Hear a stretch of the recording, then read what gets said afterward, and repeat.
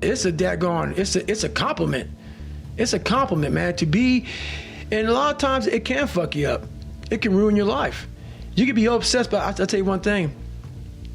If you want to be great, you want to be the baddest motherfucker ever at what you do, you could be misunderstood by everybody because you're going to be so fucking obsessed and so driven to get there. That's what it takes. It takes every second of your fucking life. Anybody says balance? Yeah, balance is important for a lot of fucking people. It is. But if you want to fucking go to that edge where people do not like you, don't understand you, question everything you fucking do, you've arrived.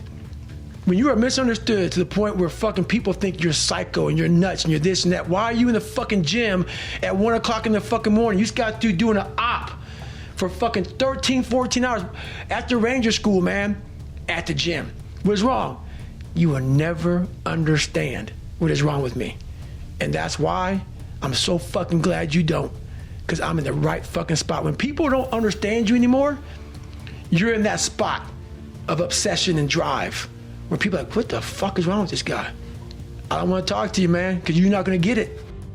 And when I passed it, I actually drove my car to the daggone airport and watched planes take off, because I was like, I'm going to be on one of those planes one day going to Air Force boot camp. So I always fix the things on the surface. So if I couldn't read and write, I learned to read and write. I would always fix these things on the surface level. And so whenever something hard would raise its ugly head, I didn't have any kind of tools to handle it. I'm like, man, I thought I fixed this already, man. But no, I didn't go deep into the dungeon of my soul to say, okay, what is making you a quitter? What is making you a weak man? What is making you afraid? And so that's why I kept on quitting and going back to start, or not knowing how to get through hard times. And that's why I always tell people, I'm not a theorist. I didn't study, I didn't study a fucking book. I literally put myself in a fire repeatedly like a sword. You put a sword in a fire repeatedly and repeatedly. If you keep on doing that, you're gonna get a nice sword. Yeah. I became that, I said, okay, we can't quit. We gotta figure out what is wrong with you, what's going on here? So I kept on putting the sword back in the daggone fire. Before I knew it, I started realizing, all right, man, the brain is starting to get hard. The brain is starting to get hard. I'm no longer a theorist. I'm now a practitioner. I put it in hell. I dissected it while it's in hell, because you can't dissect anything in a normal environment. You can't dissect anything in 72-degree weather. You must put it in the fucking freezer and freeze the fuck out of it. And then you dissect it. Dissect it when it's miserable. Dissect the brain when all it's thinking about is, I need to get out of here, man. I want to get out of the fucking freezer. Open the door. And you said, nah, 5 more seconds, man. 5 more seconds in the freezer. And that's when you start to pick that brain apart. And that's what all this stuff did to me. I kept on putting myself back into the freezer or the fire. Before I knew it, this is what happened. Yeah. Repeated failure. And people think a lot of times about me that I'm angry. Oh my God, you sound so angry. You cuss so much. Oh my God, why you cuss so much? Why are you so crazy? If you read my book, I cannot explain my life by saying, hey, it was a Merry fucking Christmas, man. No, it wasn't. I want you to go there with me. I'm taking you there with me. I'm a storyteller. I want to take your ass down Paradise. So the house I lived in Buffalo, New York, we lived on Paradise Road. And it was anything but fucking paradise. So I want you to go there with me. You want to learn from me? Let me take your ass home. Let me take you there. So that's the whole thing about it, man. We're scared to dive into our lives. What made us who we are? The beautiful people that we are. We're all jacked up in so many ways. That's the beauty of us. That's the beauty of me. I'm jacked up, but I figured out my own little process on how to get unjacked up and I'm not going to get the same, I'm not going to get the same way you're going to get there. You may get there by going point A to point B. I might go point C to D to E to F, but I'm going to be there the same way you are, just a little harder. That's how I train my brain. So it's just different. I'm just a different thinker. People go, man, why don't you ever smile? There's no fucking end, my friend.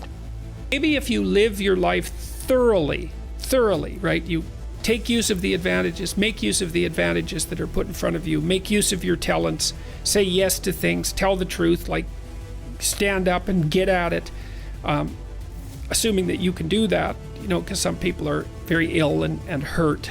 But assuming you can do that, I think the only way to combat fear of death is to live fully. And I think that might actually work. I kind of wonder, I've talked about this with my father too, who's getting pretty old. I've asked him if, for example, if he could be transformed back into an 18-year-old, knowing what he knows now, would he do it? And he was ambivalent about that. He didn't say no, but he didn't say yes. And we talked about this idea that if you lived your life fully, maybe that would be good enough. Because, I loved having kids, but I don't feel that I would have kids again, because in some sense I've already done that. And so maybe there's a set number of adventures that you have to go on in your life. Let's say you have to be married, you have to have kids, you have to have a career, you have to have friends, you have to have something useful to do with your time outside of work. Those are all things that are covered in the Future Authoring Program, by the way. Maybe if you do all those, it's like, that's good enough. You've had your life and that's enough. I don't know. 10 years ago, I thought, if I could extend my life radically, then I would. And I'm not so sure about that now that I'm 55. I'm getting older. I kind of have a suspicion that you might come to an end, That's what it looks like. I don't want that to be soon, but maybe you exhaust yourself in your life, maybe you can, so that there's nothing left of you, really. Improvement repeated is virtually unstoppable. And that's like the hallmark of behavioral therapy, that idea. Because what a behavior therapist does is you come and you say to me, things aren't the way I want them to be. And then I say, well, how would you like them to be? And how are they not that? So we lay out the problem, the territory. And then the next thing we do is lay out a trajectory, which is, okay, well, here's something. Okay, so what are incremental movements can you make towards that goal that you would do that would be helpful? But what you want to do is find a small improvement that is measurable, that's implementable, that will be implemented, that you can then reward. And that's how you can have your ideal. You can have whatever ideal you want as long as you're willing to reduce your movement forward to achievable increments. But that's okay because they compound. So, and I really learned this as a therapist. And it was one of the things that was so fun about being a therapist is you can take someone through this process and start them on just the tiniest goal, and it just seems trivial, but they'll do it. And then they start moving faster and faster after that point, once the direction has been established. And people make incredible improvement over, not unreasonable spans of time. A few months, maybe a few years, but which is not nothing, but it's not decades. I saw that time and time again. So aim high, but reward yourself for small incremental improvements, especially ones that repeat every day. Absolutely right. That's why the individual, that's exactly why group categorization of people is so dreadfully wrong.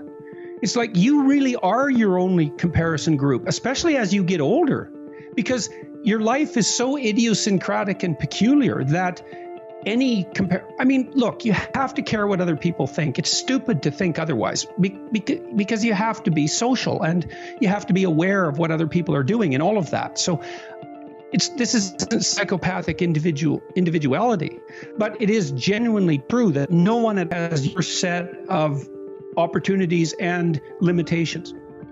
And so the comparison just isn't real. It can't be sufficiently multidimensional. Compare yourself on one dimension. You don't see, well, the person's worked 80 hours a week for 40 years and it's blown all his relationships out of the water. It's like, yes, he's rich, but he's also old now. He's 60. And one of the best predictors of wealth is age. Really, do you want to be young and poor or old and rich? It's like, I'd pick young and poor. Compare yourself to who you were yesterday and not to who someone else is today.